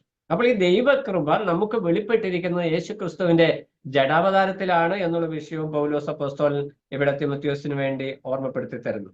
ഇനി അതിന്റെ റിസൾട്ട് എന്താണ്? 10ാം വാക്യത്തിൽ നമ്മൾ വായിക്കുമ്പോൾ, ഇപ്പോൾ മരണം നീക്കുകയും മരണത്തിൽ നിന്നുള്ള വിടുതൽ ഒരുക്കപ്പെട്ടിരിക്കുന്നു. അപ്പൊ ഈ സുവിശേഷത്തിന്റെ ആ ഓർഡർ ഇങ്ങനെ കൊണ്ടുവന്നിട്ട് പറഞ്ഞു വരുമ്പോൾ, ഈ പൗലോസ് അപ്പോസ്തലന്റെ വിഷയം പറയുമ്പോൾ കൃത്യമായ ഓർഡറിൽ നമ്മൾ പോയാൽ കുറച്ചുകൂടി ആഴമായ വിഷയം മനസ്സിലായി. കുറച്ചൊന്ന് സിംപ്ലിഫൈ ചെയ്യാൻ വേണ്ടിയാണ് ഞാൻ ഇത് ഓർഡർ ഒന്ന് റിവേഴ്സ് ചെയ്തത്. അത് പഠനത്തിന് വേണ്ടിയാണ് ഞാൻ വചനത്തിൽ കൂട്ടിയേർത്തതോ ക്രമക്കെടുത്തതോ വെട്ടിയതോ അല്ല. ഇവിടെ പൗലോസ് വിഷയം പറഞ്ഞു വരുമ്പോൾ സുവിശേഷത്തിന്റെ ഫലം എന്ന് പറയുന്നത് ദൈവകൃപയുടെ വ്യാപാരം നമ്മളിൽ ഉള്ളത് നാം വേണ്ടുവോളം മനസ്സിലാക്കിയാലാണ് ഈ ബോധ്യങ്ങൾ നമ്മുടെ ഹൃദയത്തെ ഭരിക്കുകയുള്ളൂ. കർത്താവായ യേശുക്രിസ്തുവിന്റെ ജഡാവതാരത്തിൽ വെളിപ്പെട്ട ദൈവകൃപ, അതാണ് പൗലോസ് കൺക്ലൂഷൻ സ്റ്റേജിൽ കൊണ്ടുവന്ന് അവസാനിപ്പിക്കുന്ന വിഷയം. എന്നാൽ ആ കൃപയെ നമ്മൾ മുന്നമേ എടുത്തിട്ട് ജഡാവതാരത്താൽ നമ്മൾ വ്യാപരിക്കുന്ന കൃപയാൽ നമുക്ക് മരണം നീങ്ങി, മരണത്തിന്മേൽ ജയം ഉണ്ടായി എന്ന് നമ്മൾ വായിക്കുന്നുണ്ട്. എബ്രായ ലേഖനം 2:15 വരുമ്പോൾ മരണഭീതിയിൽ നിന്ന് നമ്മളെ വിടുവിച്ചു എന്ന് നമ്മൾ വായിക്കുന്നുണ്ട്. എബ്രായർ 2:15 മരണഭീതിയിൽ നിന്ന് നമ്മളെ വിടുവിച്ചു. ഫിലിപ്പിയർ 1:20 വരുമ്പോൾ മരണം തന്റെ ഭക്തന് അല്ലെങ്കിൽ വിശ്വാസികൾക്ക് ഒരു ലാഭ വിഷയമാക്കി മാറ്റി. മരിക്കുന്നത് ലാഭം എന്ന് അപ്പോസ്തലൻ പൗലോസ് പറയുന്ന വാക്കാണത്. ഫിലിപ്പിയർ 1:21. അത് നമുക്കറിയാവുന്ന വാക്യം. അതിന്റെ ആ വാക്യം വായിക്കുവാനായിട്ട് പോകുന്നില്ല. അപ്പോൾ മരണഭീതിയിൽ നിന്ന് നീക്കി, ഇവിടെ പറയുകയാണ് സുവിശേഷം കൊണ്ട് മരണം നീക്കുകയും പിന്നെ ജീവനും അക്ഷയതയും വെളിപ്പെടുത്തി എന്ന് പറയാൻ ആശയം എന്താ? നമുക്ക് നിത്യജീവൻ, നമ്മുടെ ക്ഷയിക്കുന്ന അവസ്ഥയിൽ, നാശത്തിന്റെ അവസ്ഥയിൽ നിന്ന് നിത്യജീവന്റെ അനുഭവത്തിലേക്ക് കർത്താവ് നമ്മളെ കൊണ്ടുവന്നു എന്ന് നമ്മൾ വായിക്കുന്നുണ്ട്. യോഹന്നാൻ 10:10 വരുമ്പോൾ കർത്താവ് പറയുന്നുണ്ട് സമൃദ്ധിയായ ജീവൻ. നമ്മൾ ജീവൻ പ്രാപിച്ചു, വിശ്വസിച്ചപ്പോൾ നമ്മൾ സുവിശേഷത്താൽ നിത്യജീവൻ പ്രാപിച്ചു. എന്നാൽ ഈ സമൃദ്ധിയായ ജീവൻ നാം പ്രാപിക്കാൻ കർത്താവ് നമുക്ക് തരുമ്പോൾ അത് അനുഭവവേദ്യമാകുന്നത് നാം ഈ കൃപയിൽ എത്രത്തോളം ആഴത്തിൽ വേരൂന്നുവോ അതിൻ പ്രകാരമാണ് ഈ സമൃദ്ധി, ജീവന്റെ സമൃദ്ധി നമുക്ക് എൻജോയ് ചെയ്യുവാനായിട്ട്, അനുഭവിക്കുവാനായിട്ട് സാധിക്കുന്നു. ഇന്ന് വിശ്വാസികളുടെ ഒരു വിഷയം, അവര് അങ്ങ് ജീവിച്ചു പോവുകയാണ് വിശ്വാസിയായിട്ട്. ഈ വിശ്വാസ ജീവിതത്തിന്റെ ആ ഒരു അനുഭൂതി, സന്തോഷം, അത് എത്രത്തോളം നമുക്ക് വ്യക്തിപരമായി ആസ്വദിക്കാൻ കഴിഞ്ഞിട്ടുണ്ട് അല്ലെ കഴിയുന്നുണ്ട് എന്ന് നമ്മൾ സ്വയശോധന ചെയ്യേണ്ടത് ആവശ്യമാണ്. നമ്മുടെ സ്വാഭാവിക മനുഷ്യരെ പോലെ അങ്ങ് ജീവിച്ചു പോവുകയാണ്.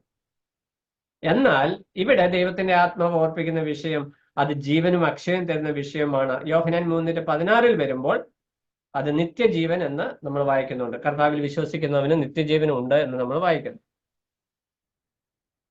ഇനി ഏഴാമതായിട്ട്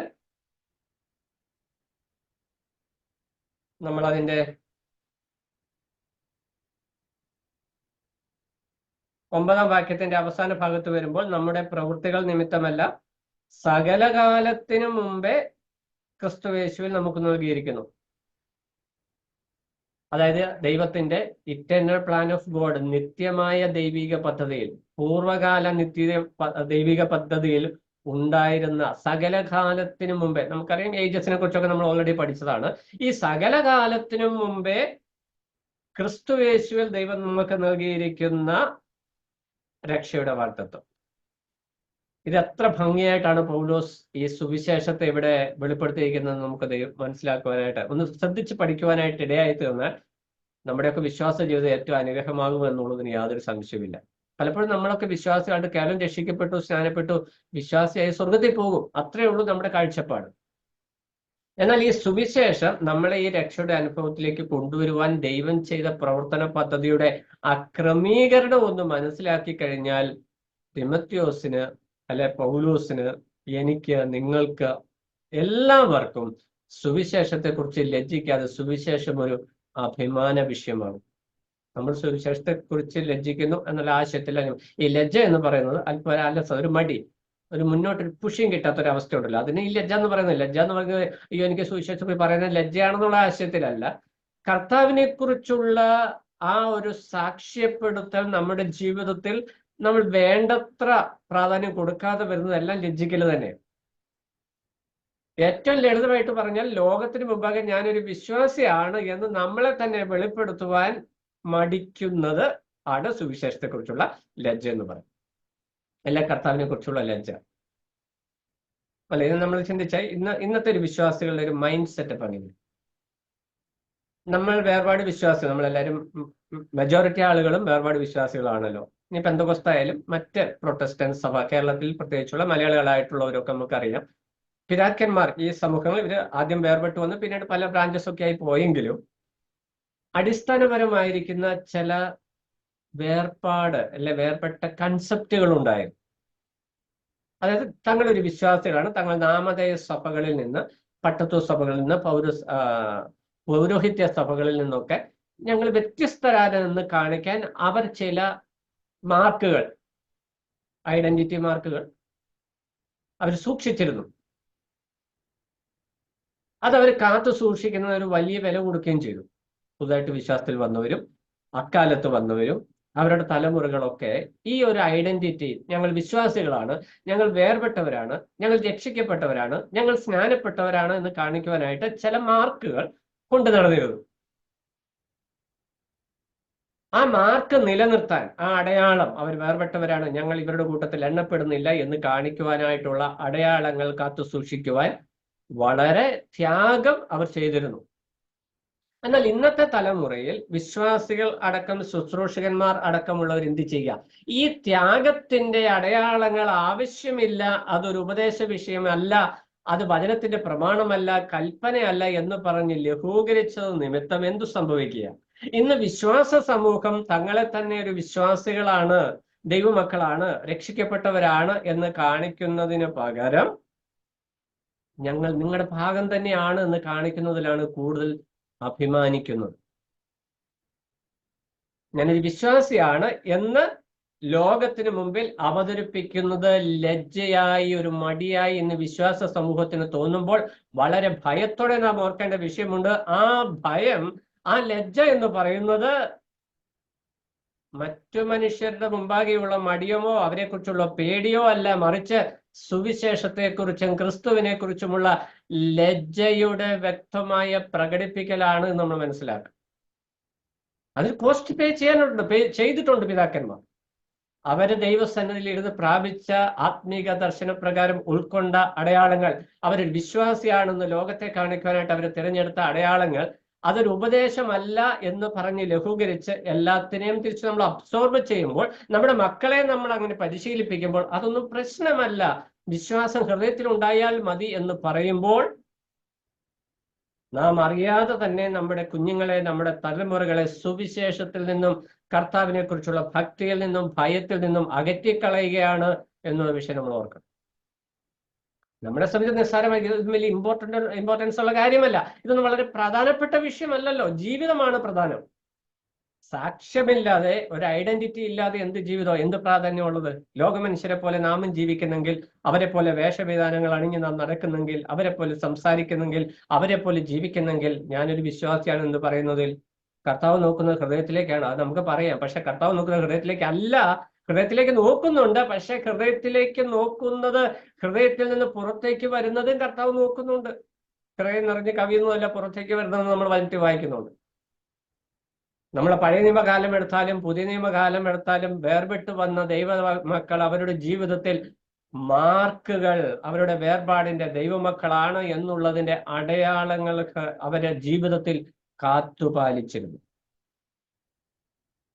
ഇന്നത്തെ തലമുറയിൽ നമ്മൾ ഈ അടയാളങ്ങൾ ആവശ്യമില്ല, വിശ്വാസം ഹൃദയത്തിൽ മതി. ഓക്കെ, ഈ വിശ്വാസം ഹൃദയത്തിൽ ഉണ്ടെങ്കിൽ അത് സ്വാഭാവികമായും പുറത്തു വരും. അപ്പോൾ ഇന്നത്തെ ഈ വ്യതിചലനങ്ങളുടെ അടിസ്ഥാനം എന്ന് പറയുന്നത് സുവിശേഷത്തെക്കുറിച്ച് നമ്മിൽ പലർക്കും വേണ്ടത്ര ഉൾക്കാഴ്ചയില്ലാതെ പോകുന്നു എന്നുള്ളത് തന്നെയാണ്. സുവിശേഷകന്മാർക്ക് അവരുടെ ശുശ്രൂഷ നഷ്ടപ്പെടാതിരിക്കാൻ, സ്ഥാനങ്ങൾ നഷ്ടപ്പെടാതിരിക്കാൻ അവര് അഹരോൻ ചെയ്തതുപോലെ വിശ്വാസികളുടെ താളത്തിനൊത്ത് തുള്ളുകയായിരിക്കും. പക്ഷേ കർത്താവ് വിളിച്ച് കണക്ക് ചോദിക്കുന്ന ദിവസം ഈ താളം തുള്ളലിന് കണക്ക് കൊടുക്കുമ്പോൾ അവിടെ നിന്ന് ശരിക്ക് തുള്ളേണ്ട ഒരു അവസ്ഥ ഉണ്ടാകരുത്. അതുകൊണ്ട് ദൈവത്തിന്റെ ആത്മാവ് ഇന്ന് ഓർപ്പിക്കാണ് തീമോഥെയോസേ, സുവിശേഷത്തെക്കുറിച്ച് നീ ലജ്ജിക്കാതിരിക്കണമെങ്കിൽ സുവിശേഷം ഇന്നതാണ് എന്ന് നീ മനസ്സിലാക്കണം. നീ സഭയിലേക്ക് ശുശ്രൂഷകനായി കടന്നു ചെല്ലുമ്പോൾ അവിടെ നീ പല കാര്യങ്ങളും കാണും. നമ്മളെ തുടർന്നുള്ള അധ്യായങ്ങൾ വായിക്കുമ്പോൾ പല വ്യതിചലനങ്ങളും കാണുന്നതായിട്ട് നമുക്ക് കാണാം. അതാണ് പൗലോസ് മുന്നറിയിപ്പ് കൊടുക്കുന്നത്. നീ പലതും അവിടെ കാണും. പക്ഷെ നീ ഒരു കാര്യം ഓർക്കണം, സുവിശേഷം എന്ന് പറഞ്ഞാൽ ഇന്നിന്ന കാര്യങ്ങളാണ് എന്നുള്ള വ്യക്തമായ ബോധ്യം നിന്റെ ഹൃദയത്തെ ഭരിക്കുന്നില്ല എങ്കിൽ നീ ആ വ്യതിചലനങ്ങൾക്ക് പിന്നാലെ പോയി സുവിശേഷത്തെക്കുറിച്ച് ലജ്ജിക്കുവാനായിട്ട് ഇടവരും. എന്ന് പറഞ്ഞാൽ കർത്താവിന്റെ ആ പഥ്യോപദേശത്തിന് ചേരാത്ത നിലപാടുകൾ എടുക്കുവാൻ നിനക്ക് ഇടവരും എന്ന ഭയനിർദ്ദേശമാണ് തിമോഥെയോസിന് പൗലോസ് കൊടുക്കുന്നത്. ഒരാത്മീക പിതാവ് എന്നുള്ള നിലയിൽ തിമോഥെയോസിന് പൗലോസ് ആ നിർദ്ദേശം കൊടുക്കുമ്പോൾ ദൈവത്തിന്റെ പരിശുദ്ധാത്മാവ് തന്റെ പൈതലായിരിക്കുന്ന തിമോഥെയോസിൽ നിന്ന് എന്താണ് പ്രതീക്ഷിക്കുന്നത് എന്ന് അതിന്റെ ഗൗരവത്തോടെ ഉൾക്കൊള്ളുവാൻ മതിയായ വാക്കുകളാണ് ഇവിടെ ഉപയോഗിച്ചിരിക്കുന്നത്. നമ്മുടെ വിശ്വാസ ജീവിതത്തിൽ നമ്മുടെ സുവിശേഷ ദർശനം നാം ഒന്നുകൂടെ വിചിന്തനം ചെയ്യേണ്ടത് ആവശ്യമാണ്. നമ്മുടെ ആ വിശ്വാസികളാണ്, നാം ദൈവമക്കളാണ്, നാം രക്ഷിക്കപ്പെട്ടവരാണ്, നാം സുവിശേഷത്തിന്റെ വക്താക്കളാണ് എന്നതിന്റെ ഐഡന്റിഫിക്കേഷൻ മാർക്ക്, നമ്മുടെ അടയാളങ്ങൾ, അത് നാം കാത്തു സൂക്ഷിക്കുന്നില്ലെങ്കിൽ, നമ്മുടെ ജീവിതത്തിൽ സൂക്ഷിക്കുന്നില്ല എങ്കിൽ തീർച്ചയായിട്ടും എന്തു സംഭവിക്കും? സുവിശേഷം അപമാനിക്കപ്പെടുവാൻ, കർത്താവിന്റെ നാമം ദുഷിക്കപ്പെടുവാൻ ഇടയായിത്തീരും എന്നുള്ളതിന് യാതൊരു സംശയമില്ല. 1-ാം നൂറ്റാണ്ടുമല്ല, ആദിമകാലം മുതൽ തന്നെ സഭയിൽ ഈ വ്യതിചലനം സംഭവിച്ചിരുന്നു. അതുകൊണ്ട് ദൈവത്തിന്റെ ആത്മാവ് തന്റെ ദാസന്മാർ മുഖാന്തരം വളരെ കർശനമായ നിർദ്ദേശങ്ങൾ ആ നിലയിൽ നൽകിയിരുന്നു. ഇന്നത്തെ കാലത്തും നമുക്ക് വേണ്ട ഭയനിർദ്ദേശമാണ് ദൈവത്തിന്റെ ആത്മാവ് തന്റെ ദാസിലൂടെ നൽകുന്നത്. അപ്പൊ നമ്മുടെ വിശ്വാസ ജീവിതത്തിലെ 7 കാര്യങ്ങളെ ഒന്നുകൂടെ നമുക്കൊന്ന് ഓടിച്ചൊന്ന് നോക്കാം. ഒന്നാമതായിട്ട് ഇത് ദൈവശക്തിയാണ്, രക്ഷയ്ക്കായി ദൈവശക്തിയാണ് എന്ന് പറഞ്ഞാൽ ഈ സുവിശേഷത്തിന്റെ വക്താക്കളായിട്ട് നാം നിൽക്കുമ്പോൾ മറ്റുള്ളവരുടെ രക്ഷയ്ക്ക് വേറൊരു മാർഗമില്ല. ഞാൻ പറയുന്നതും ഞാൻ ജീവിക്കുന്നതും ഞാൻ കാണിച്ചു കൊടുക്കുന്നതുമായ സുവിശേഷമല്ലാതെ വേറൊരു രക്ഷാമാർഗം ഇല്ല എന്നുള്ള ബോധ്യം എന്നെ നിങ്ങളെയും ഭരിക്കണം. ആ ബോധ്യം ഭരിക്കുമ്പോൾ സുവിശേഷത്തിന് അനുസൃതമായി ജീവിക്കുവാൻ നാം ബാധ്യസ്ഥരാകും. നമുക്ക് അതിനുള്ള ഉത്തരവാദിത്വ ബോധമുണ്ടാവും. ആ ഉത്തരവാദിത്വം ഇല്ലെങ്കിൽ സുവിശേഷത്തെക്കുറിച്ചുള്ള നമ്മുടെ കാഴ്ചപ്പാട് മിനിമമാണ്, ഏറ്റവും കുറഞ്ഞ പരിധിയിൽ നിൽക്കുകയാണെന്ന് നമ്മൾ മനസ്സിലാക്കണം. രണ്ടാമതായിട്ട് നമ്മളെ വിശുദ്ധ ജീവിതത്തിലേക്ക് നയിക്കുന്നതാണ് ഈ സുവിശേഷം എന്ന് പറഞ്ഞാൽ വിശുദ്ധിയിൽ ജീവിക്കുവാനായിട്ട് ഈ സുവിശേഷം നമ്മളെ നിർബന്ധിക്കുന്നു. സുവിശേഷം പറയുന്നവരും സുവിശേഷം വിശ്വസിക്കുന്നവരും വിശ്വാസിയാണെന്ന് അഭിമാനിക്കുന്നവരും ജീവിതത്തിൽ വിശുദ്ധിയിൽ മുന്നേറുവാനായിട്ട് തന്നെത്താൻ ശ്രമിക്കും. കർത്താവ് സ്ഥാനീയമായിട്ട് വിശുദ്ധീകരണം വരുത്തിയിട്ടുണ്ട്.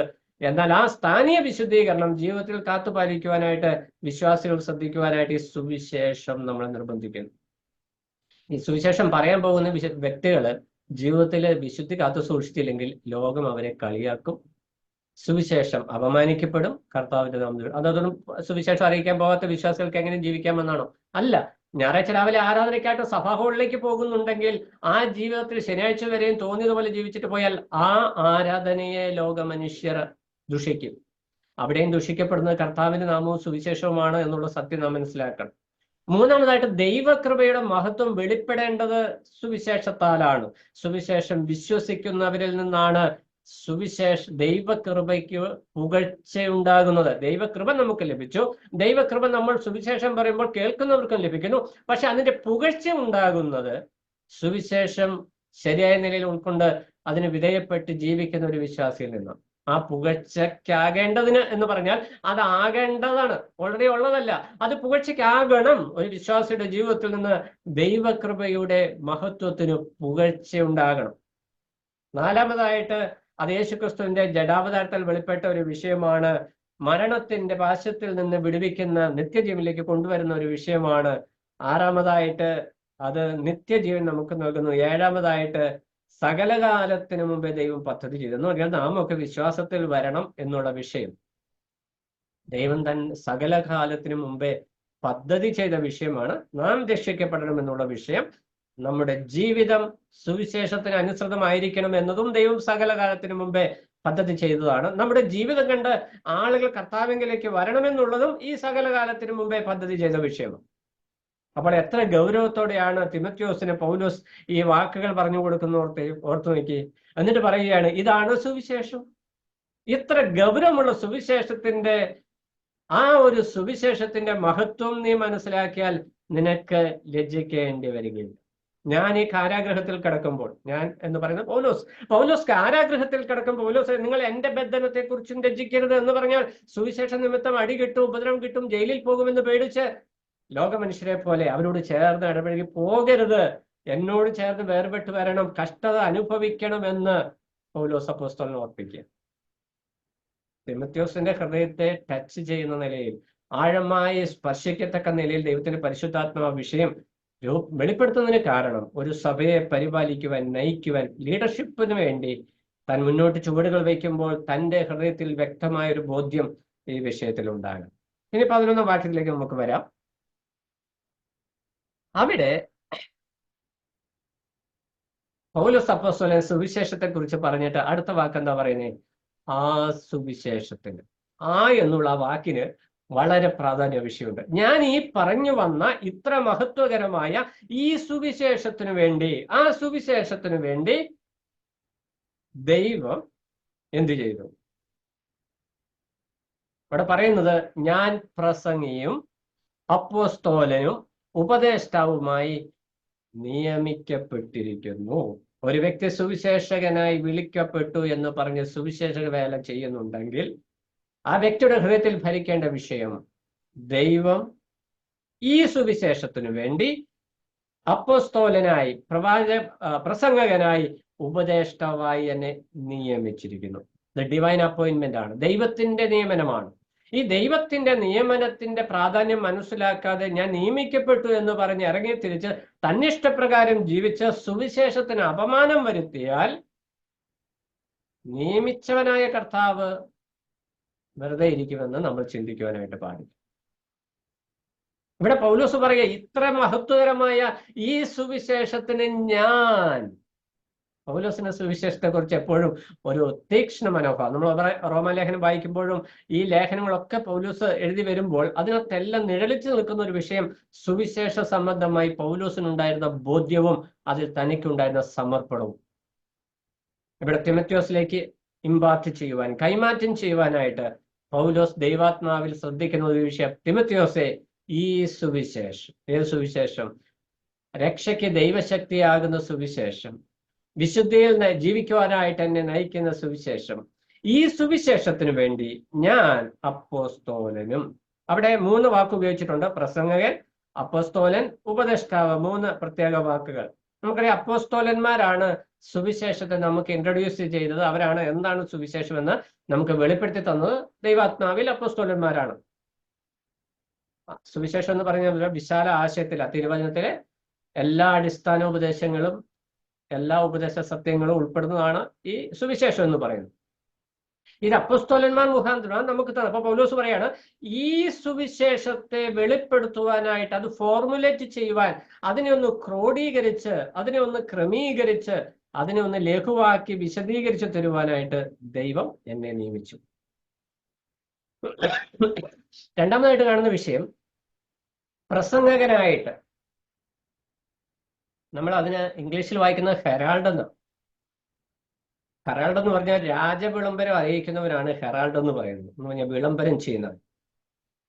അപ്പോൾ അത് ഈ സുവിശേഷം, ഈ തിരുവചന സത്യങ്ങൾ, ദൈവത്തിന്റെ കൃപാകാലയളവിലെ പ്രവർത്തനങ്ങളെ കുറിച്ചുള്ള ദൈവിക പദ്ധതിയെ നമുക്ക് ലഘുവായിട്ട്, ലഘൂകരിച്ച്, സിംപ്ലിഫൈ ചെയ്ത് തരുവാനായിട്ട് അപ്പോസ്തലനായിട്ട് ദൈവം എന്നെ നിയമിച്ചു എന്ന് പറഞ്ഞ പൗലോസ്, അപ്പോസ്തലൻ എന്നതിന് അയക്കപ്പെട്ടവൻ എന്ന വാക്കുകൊണ്ട് നമുക്കറിയാം, അർത്ഥമുണ്ട്. അപ്പോ സെൻഡ് ഔട്ട് എന്നാണ് അർത്ഥം. എന്തിനാ സെൻഡ് ഔട്ട് ചെയ്തത്? ഈ 12 അപ്പോസ്തലന്മാരെയും കർത്താവ് സുവിശേഷത്തിന്റെ വക്താക്കളായിട്ട് സുവിശേഷത്തെ വ്യക്തമായി വെളിപ്പെടുത്തുവാൻ, അതിനൊരു ഫോം നമുക്ക് വെളിപ്പെടുത്തി തരുവാനായിട്ട് ദൈവം ഉപയോഗിച്ചവരാണ് അപ്പോസ്തലന്മാർ, ഉപദേശ സംഹിതകൾ. അപ്പൊ പൗലോസ് പറയാ, ദൈവം എന്നെ ആ കൃപയുടെ സുവിശേഷത്തിന്റെ ആ ഫോം രൂപപ്പെടുത്തുവാനായിട്ട്, അല്ലെങ്കിൽ അതിനെ ഒന്ന് എക്സ്പൗണ്ട് ചെയ്യുവാൻ, അതിനൊന്ന് വെളിപ്പെടുത്തി തരുവാനായിട്ട് ദൈവം എന്നെ ഉപയോഗിച്ചു. മാത്രമല്ല അത് ഡിക്ലെയർ ചെയ്യുവാൻ എന്നെ പ്രസംഗിയായിട്ട് ഉപയോഗിച്ചു. പിന്നെ അത് ജീവിതത്തിൽ ഉപദേശിക്കുവാനും പ്രായോഗിക ജീവിതത്തിൽ കൊണ്ടുവരുവാനും പ്രബോധനപുത്രന്മാരായിട്ട്, ഉപദേഷ്ടാവായിട്ട് ദൈവം എന്നെ നിയമിച്ചു. ഈ 3 ആംഗിൾ പൗലോസ് ഉൾക്കൊള്ളുമ്പോൾ, പൗലോസിന് ആ സുവിശേഷം സംബന്ധിച്ചിട്ട് എരിവൊന്ന് ചിന്തിച്ചു നോക്കിയേ.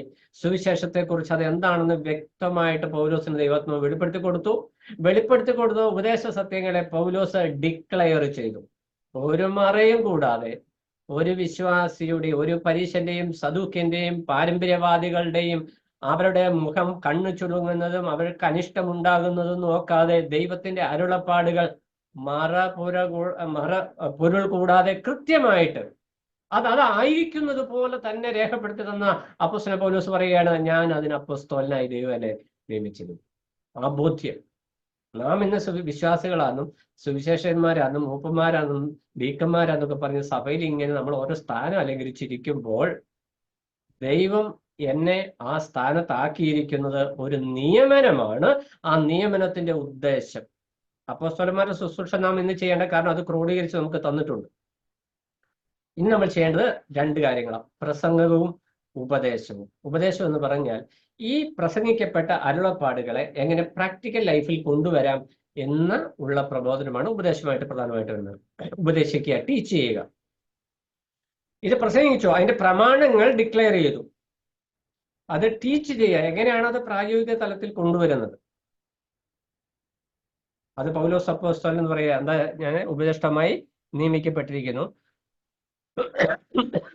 അത് നിമിത്തം തന്നെ ഞാൻ ഇതൊക്കെ സഹിക്കുന്നു. ഏതൊക്കെ സഹിക്കുന്നു? കൊരിന്ത്യ ലേഖനത്തിലേക്ക് വരുമ്പോൾ പൗലോസ് പറഞ്ഞുണ്ട്, കള്ള സഹോദരന്മാരുള്ള ആപത്ത്, പലവട്ടം പട്ടിണി, പൈതാഹം, കടലിലുള്ള ആപത്ത്, കരയിലുള്ള ആപത്ത്, കാട്ടിലെ ആപത്ത്, ഇപ്പം ജയിലിൽ കിടക്കുക, ജയിലിലെ ആപത്ത്, കൂട്ടു സഹോദരന്മാരുള്ള പ്രശ്നങ്ങൾ, മറ്റുള്ള സുവിശേഷ വിരോധികളാലുള്ള പ്രശ്നങ്ങൾ, ഇതെല്ലാം ഞാൻ എന്ത് നിമിത്തം സഹിക്കുന്നു? എന്നിലുള്ള നിയമനം നിമിത്തം. സുവിശേഷം നിമിത്തം എന്നാണ് അതിന്റെ ആശയം.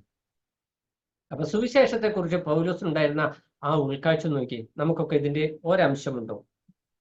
നമ്മുടെയൊക്കെ ജീവിതം ഇത്ര മാത്രം ഇങ്ങനൊന്ന് ഡീജനറേറ്റ് ആകുവാനായിട്ടുള്ള ഒരു കാരണം ആത്മീയമായ നിലയിൽ, നമ്മുടെ ഫിസിക്കലി എല്ലാവരും ഹൈ മൈൻഡഡ് ആണ്, ഹൈലി നമ്മൾ ഗ്രോൺ ആണ്. ആത്മീകമായിട്ട് നമ്മുടെ ആത്മീയമായ വളർച്ച എത്രത്തോളം ഉണ്ട്? എന്നെ കേൾക്കുന്നവർക്ക് ആത്മീയമായിട്ട് ശിശുക്കളായി പോയി, ശുഷ്കിച്ചു പോയി എന്നല്ല ഞാൻ പറഞ്ഞത്. എന്നാൽ നമ്മളൊക്കെ വേണ്ടുന്നതുപോലെ അങ്ങ് ഒരു ഔന്നത്യത്തിലേക്ക് വന്നിട്ടുണ്ടോ എന്ന് ശോധന ചെയ്യേണ്ടത് വ്യക്തിപരമാണ്. മറ്റുള്ളവർ ഇതിപ്പം ഞാൻ അർഹനല്ല, ദൈവം എന്നെ അത് അനുവദിച്ചിട്ടുമില്ല, ഞാൻ എന്നെ തന്നെ വിധിക്കുക. ഞാൻ ഉൾപ്പെടെയാണ് പറയുന്നത്, എന്നെ തന്നെ ശോധന ചെയ്യുമ്പോൾ ഈ കർത്താവ് ആഗ്രഹിക്കുന്ന, അല്ലെ പൗലോസ് എത്തിയ ആ ഒരു ആത്മീക ദർശനത്തിന്റെ ഔന്നത്യത്തിലേക്ക് എത്തുവാൻ നമുക്ക് സാധിക്കാത്തത് കൊണ്ടാണ് നമ്മൾ ആത്മീകമായിട്ട് ക്ഷീണിച്ചും ബലഹീനരായും പിന്മാറ്റക്കാരായും ലോകത്തോട് ചേർന്ന് പോകുവാൻ, അഹരോന്റെ പക്ഷക്കാരോട് ചേർന്ന് പോകുവാനായിട്ട് പോകുന്നു. മോശയുടെ കൂടെ നിൽക്കുമ്പോൾ ചില കഷ്ടപ്പാടാണ്, ഒറ്റപ്പെടലുണ്ട്, പ്രയാസങ്ങളുണ്ട്. പക്ഷെ ഓർക്കണം, അവസാനം കർത്താവ് ആദരിക്കാൻ പോകുന്നത് മോശയാണ്. അഹരോനെ ആദരിക്കും, ആദരവിന് കുറവൊന്നുമുണ്ട്. പക്ഷെ മോശയെ ആദരിക്കുമ്പോൾ ഡബിൾ ഓണറാണ്. പൗലോസിനെ ആദരിക്കുമ്പോൾ ഡബിൾ ഓണറാണ് കിട്ടാനായിട്ട് പോകുന്നത്. അപ്പോൾ പൗലോസ് ഈ ബോധ്യങ്ങൾ തിമോഥെയോസിന് കൊടുക്കും. തിമോഥെയോസെ, സുവിശേഷത്തെക്കുറിച്ചുള്ള എന്റെ ബോധ്യ നിമിത്തം ഞാൻ ഇതൊക്കെയും സഹിക്കുന്നു, എങ്കിലും ലജ്ജിക്കുന്നില്ല. കാരണം എന്താ? എന്റെ ഈ ബോധ്യങ്ങൾ തന്നെ കാരണം. സുവിശേഷ സംബന്ധമായി രക്ഷയെക്കുറിച്ച്, വിശ്വാസത്തെക്കുറിച്ച്, വിശ്വാസിയുടെ ജീവിതത്തെക്കുറിച്ച്, ക്രിസ്തീയ ഉപദേശത്തെക്കുറിച്ച്, വേർപാടിനെ കുറിച്ച്, ജീവിതത്തെക്കുറിച്ച്, ആത്മീക ദർശനത്തെക്കുറിച്ച് കർത്താവ് എനിക്ക് തന്നിരിക്കുന്ന ഉൾക്കാഴ്ച നിമിത്തം ഞാൻ ഈ കഷ്ടതകൾ സഹിക്കുന്നു. തന്നെയുമല്ല, ഈ കഷ്ടതകൾ നിമിത്തം എനിക്ക് അബദ്ധം പറ്റിപ്പോയി, ഞാൻ എടുത്ത നിലപാടുകൾ തെറ്റിപ്പോയി എന്ന് ഞാൻ ലജ്ജിക്കുന്നില്ല. എന്നിട്ട് അടുത്ത വാക്ക് എന്താ പറയുന്നത്? 12-ാം വാക്യം. അതോടെ 2-3 മിനിറ്റ് ഉണ്ട്. ആ വിഷയം കൂടെ പറയാം. ഞാൻ ആരെ വിശ്വസിക്കുന്നു എന്നറിയുന്നു, അവൻ എന്റെ ഉപനിധി ആ ദിവസം വരെ സൂക്ഷിപ്പാൻ ശക്തനെന്ന് ഉറച്ചിരിക്കുന്നു. 14-ാം വാക്യത്തിൽ വരുമ്പോൾ നമ്മൾ തിമോഥെയോസിനോട് പൗലോസ് പറഞ്ഞ വിഷയം, ആ വാക്യം അത് രണ്ടും ഒരു കമ്പയർ ചെയ്തിട്ട് നോക്കാം. അതിന്റെ 13 നമ്മൾ വായിക്കുമ്പോൾ, എന്നോട് കേട്ട പത്യവചനം നീ ക്രിസ്തുയേശുവിലുള്ള വിശ്വാസത്തിലും സ്നേഹത്തിലും മാതൃകയാക്കിക്കൊള്ളുക. മാതൃകയാക്കിക്കൊള്ളുക എന്ന് പറഞ്ഞാൽ പ്രാക്ടീസ് ചെയ്യുക, ജീവിതത്തിൽ നീ പാലിക്കുക എന്നതിന്റെ ആശയം. പത്യവചനം നമ്മളറിയാം. നമ്മൾ വേർപാടുകാര്, അയ്യോ ശരിയായ ഉപദേശം, 100% ശരിയായ ഉപദേശം, എന്താന്ന് ഉപദേശം പോലും അറിയത്തില്ലാത്തൊരു തലമുറയിലാണ് നമ്മൾ വന്നു നിൽക്കുന്നത്. ഇവിടെ പറയുന്നത് പഥ്യ ഉപദേശം ജീവിതത്തിൽ കൊണ്ടുവരിക. അറിയത്തില്ല, ഞാൻ പറഞ്ഞതിന്റെ ആശയം ഇതാ. നമ്മൾ അറിയാമെന്ന് പറയുന്നു, പക്ഷെ ജീവിതത്തിൽ ഈ സാധനങ്ങളൊന്നും ഇല്ല. അതിന്റെ ആശയം, അർത്ഥം എന്ന് പറയുന്നത് നമുക്കിത് അറിയില്ലെന്ന് തന്നെയാണ് അർത്ഥം. വേണ്ടും പോലെ അറിയില്ല. നമ്മൾ അവകാശപ്പെടുന്നു, പരീശന്മാരെ പോലെ നമ്മളെല്ലാം അറിയുന്നവരാണ് എന്നൊരു ഭാവം നമുക്കുണ്ട്. ബട്ട് നമ്മൾ സീറോയിൽ നിൽക്കുക. അടുത്ത വാക്യം ഒന്ന് വായിച്ചു. 14-ാം വാക്യത്തിൽ വരുമ്പോൾ പറയുകയാണ്, ആ നല്ല ഉപനിധി നമ്മിൽ അധിവസിക്കുന്ന പരിശുദ്ധാത്മാവിനാൽ സൂക്ഷിച്ചു കൊള്ളുക. പൗലോസ് മേളിൽ പറഞ്ഞ ഒരു ഉപനിധിയുണ്ട്, താഴെ പറഞ്ഞ മറ്റൊരു ഉപനിധിയുണ്ട്. മേളിൽ പറഞ്ഞ ഉപനിധി എന്താണ്? എന്നിൽ ഭരമേൽപ്പിക്കപ്പെട്ടിരിക്കുന്ന സുവിശേഷം, ആ സുവിശേഷ ദർശനം, ആ ഉപദേശ ദർശനം, പഥ്യവചനം, അത് എന്നിൽ നിക്ഷേപിച്ചിരിക്കുന്നു. ആ ഉപനിധി എന്ന് പറഞ്ഞാൽ ട്രഷർ, നിക്ഷേപം എന്നൊക്കെയാണ് അതിന്റെ അർത്ഥം. അപ്പോൾ പൗലോസിൽ നിക്ഷേപിച്ചിരിക്കുന്ന ആ നിയോഗം, സുവിശേഷ നിയോഗത്തെ ആ ദിവസം വരെ കർത്താവ് സൂക്ഷിക്കുമെന്ന് ഞാൻ ഉറച്ചിരിക്കുന്നു. ഏത് ദിവസം വരെ? താൻ മുന്നിൽ കാണുന്നത് തന്റെ മരണമാണ്.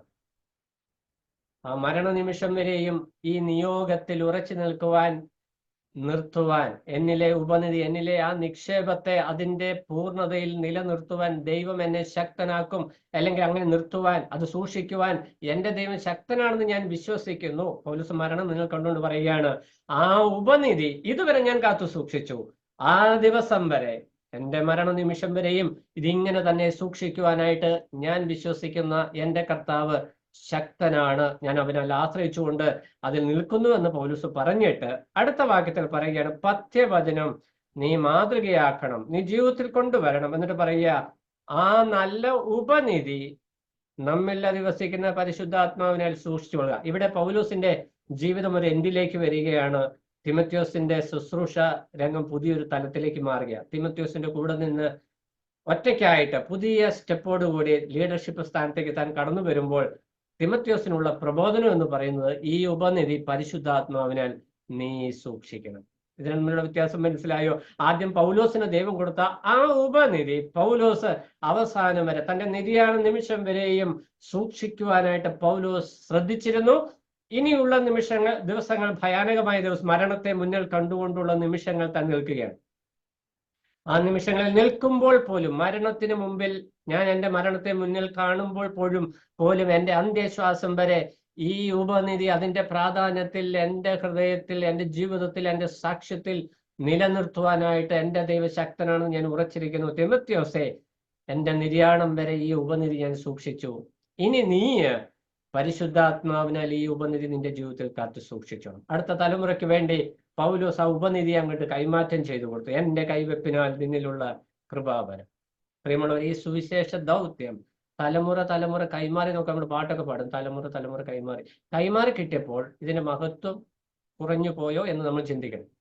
പൗലോസ് സുവിശേഷം അതിന്റെ പൂർണ്ണ മഹത്വത്തോടെയാണ് തിമോഥെയോസിന് ഇമ്പാർട്ട് ചെയ്തു കൊടുത്തത്, കൈമാറ്റം ചെയ്തു കൊടുത്തത്. അതിലൊരു വിട്ടുവീഴ്ചയും വരുത്തിയില്ല. അതിന്റെ മഹത്വം, അതിന്റെ പൂർണ്ണ, ഈ അവസാനത്തെ ലേഖനം എഴുതുമ്പോൾ പോലും ആ 2 വാക്യങ്ങളിൽ ഒരു കുത്തും കോമയും ഇല്ലാതെ കണ്ടിന്യൂസ് ആയിട്ട് ആ വിഷയം അങ്ങ് എഴുതി കൊടുത്തു. തിമോത്തിയോസ്, ഇതാണ് സുവിശേഷം, ഈ സുവിശേഷത്തിനു വേണ്ടിയാണ് ഞാൻ പ്രസംഗകനും അപ്പോസ്തലനും ഉപദേഷ്ടാവുമായത്. ആ ഉപനിധി, ആ നിയോഗം, ആ നിയമനം ഈ അന്ത്യശ്വാസം വരെ അതുപോലെ നിലനിർത്തുവാനായിട്ട് ദൈവം ശക്തനാണെന്ന് ഞാൻ വിശ്വസിക്കുന്നു. ഞാൻ തന്നെ അതിനായിട്ട് എന്നെ തന്നെ സമർപ്പിച്ചാ വന്നിരിക്കുന്നു. ഈ ഉപനിധി ഇന്ന് ഞാൻ നിന്നിലേക്ക് കൈമാറ്റം ചെയ്യുന്ന ഈ ഉപനിധി, ഈ സുവിശേഷം, അത് പരിശുദ്ധാത്മാവിനാൽ നിന്റെ മരണം വരെയും നീ അതേ ഗൗരവത്തോടെ സൂക്ഷിക്കണമെന്ന് ഓർപ്പിക്കുക. പ്രിയമുള്ളവരെ, പൗലോസിന്റെ ഹൃദയത്തിന്റെ ഭാരം, അതിന്റെ ആ ഭാവം, ആത്മീകമായിരിക്കുന്ന ആ ഒരു ഉൾക്കാഴ്ച, എത്ര തീവ്രമായ വികാരത്തോടെയാണ് പൗലോസ് ആ സുവിശേഷ ദൗത്യം, സുവിശേഷം അറിയിക്കുന്ന ദൗത്യം മാത്രം, സഭ എന്ന് പറയുന്ന ആ വിഷയത്തിന് വേണ്ട എല്ലാ ദൗത്യവും, സകല ഉപദേശ സത്യങ്ങളും തിമോത്തിയോസിലേക്ക് കൈമാറ്റം ചെയ്തിരിക്കുന്നത്. അത് അതുപോലെ ഉൾക്കൊള്ളുന്ന തിമോത്തിയോസിന്റെ ജീവിതത്തിൽ എത്ര അനുഗ്രഹമായിരിക്കും, ധന്യമായിരിക്കും ആ ജീവിതം.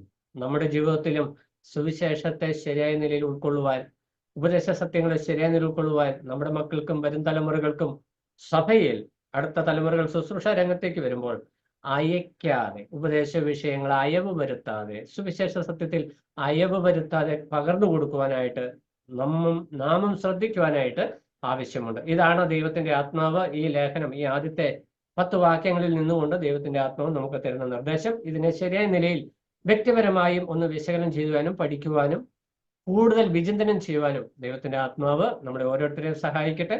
ദൈവനാമം മഹത്വപ്പെടുമാറാകട്ടെ.